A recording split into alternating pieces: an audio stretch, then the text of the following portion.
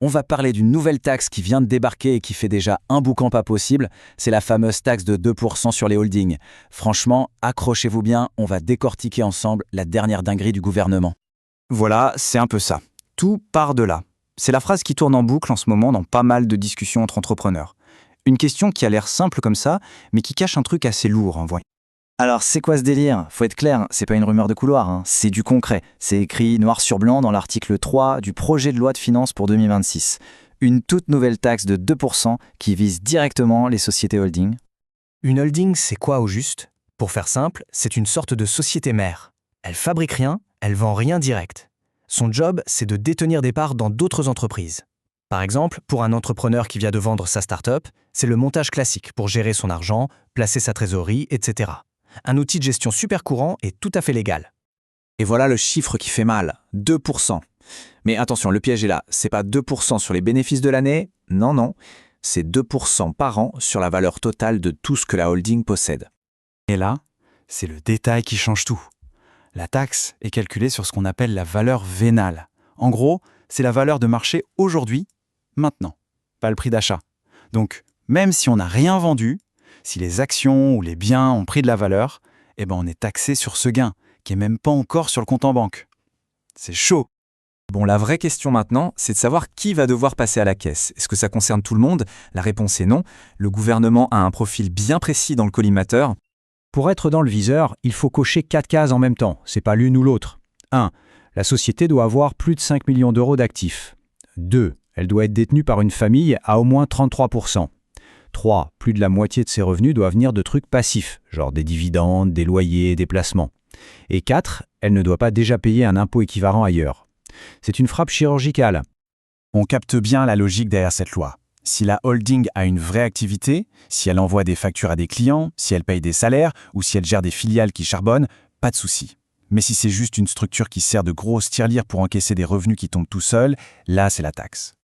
Et ça, franchement, ça résume parfaitement le truc. Le message du gouvernement est super clair, le pognon ne doit plus dormir sur un transat. Il doit être réinvesti dans l'économie, il doit bouger, sinon il prend une amende. C'est une sorte de prune pour inactivité financière. Allez, on continue, on va jeter un œil aux détails, parce que c'est souvent dans les petites lignes du contrat que ça se corse. Et là, pour le coup, c'est carrément brutal.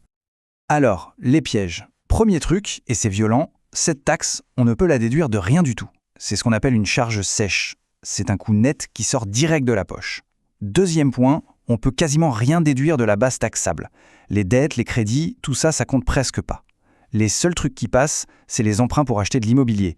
Le reste, nada. Et alors là, le calendrier, c'est un sketch. Regardez bien. La loi devrait être votée mi-décembre 2025. Et elle s'appliquerait quand? Pour les bilans qui se terminent le 31 décembre 2025. Ça laisse quoi? À peine 2 semaines entre le foie gras et la galette des rois pour essayer de réagir et de tout changer? C'est mission impossible en fait. Le point crucial qui fait hurler tout le monde, même les avocats fiscalistes et les prix calmes, c'est ça. Ils appellent ça de la rétroactivité déguisée. En clair, on impose une nouvelle règle du jeu sur une partie qui est déjà terminée. Et ça, beaucoup d'experts disent que c'est complètement abusé et que ça pourrait même ne pas être légal. Du coup, la première idée qui vient à l'esprit, c'est la fuite. Et si la holding est basée à l'étranger, genre à Dubaï, au Luxembourg ou n'importe où ailleurs où c'est plus tranquille, est-ce qu'on peut y échapper comme ça? Eh ben non, zéro échappatoire, douche froide. La loi a tout prévu. Si la personne qui contrôle la holding habite en France et paie ses impôts en France, elle est redevable. La taxe ne suit pas la société, elle suit la personne. Il faudra la déclarer sur sa propre feuille d'impôt et la payer. Le filet est super bien tissé. Bon, on a vu le comment, maintenant on va voir le pourquoi. D'où vient cette idée et c'est quoi le but final de la manœuvre? On arrive au verdict, il est temps de mettre l'argent au sport. Cette taxe, elle n'est pas sortie du chapeau d'un politique un matin, elle est directement inspirée des travaux d'un économiste français, Gabriel Zucman. À la base, lui, il proposait une taxe de 2% au niveau mondial sur la fortune des milliardaires. Le gouvernement a repris l'idée, mais en l'appliquant à sa sauce. Une version plus light et ciblée juste sur les holdings en France. Côté chiffres, l'objectif annoncé, c'est que ramener environ 1 milliard d'euros par an dans les caisses de l'État. Et pour ça, le gouvernement estime que la mesure va toucher entre 20 000 et 30 000 holdings. Le truc, c'est que beaucoup d'experts pensent que l'effet principal, ça sera surtout de faire fuir les capitaux hors de France. Donc s'il fallait garder une seule image en tête, c'est vraiment celle-là. Le message est simple et direct. C'est fini l'argent qui bronze. Maintenant, il doit être actif, il doit travailler, il doit faire des pompes tous les jours. C'est un peu ça en fait. On peut le voir comme une taxe de séjour pour le capital. Il est sur le territoire français, il profite du cadre, et même s'il se la coule douce, eh bien, il doit payer son ticket d'entrée. On est clairement en train de rentrer dans une nouvelle ère pour la fiscalité. Le message est simple et il va peut-être falloir s'y faire. Si ton cash est en train de roupiller, l'État se charge de lui mettre un réveil qui sonne très fort. La question maintenant, c'est de savoir si ce réveil sera brutal ou s'il sera bénéfique pour l'économie.